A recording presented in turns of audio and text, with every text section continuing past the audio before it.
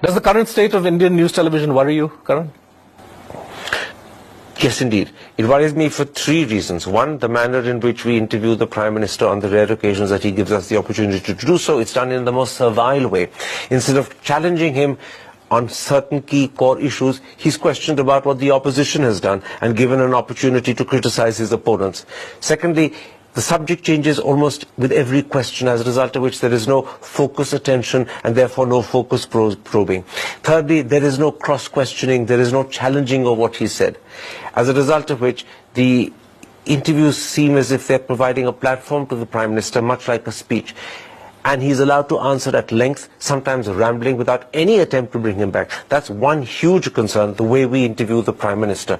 Even Donald Trump is not interviewed in this way in America. A second concern is the nature of television discussions we have and how anchors behave. If the anchor agrees with your view, he or she will give you as much opportunity as possible to talk, even if you're rambling. But if your view is the opposite of the anchor's, or opposite of the view the anchor wants to put across as the belief of the channel, you're interrupted, you're heckled, questions are hurled at you before you finish the last one, you're treated rudely, you're even at times shamed and humiliated.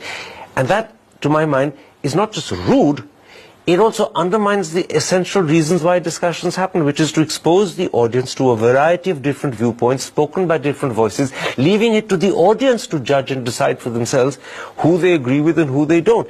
You simply air the different viewpoints and probe and point out the problems with those positions, but the audience is left to decide for itself. Here the anchor is determined to push his line to the exclusion of any other option.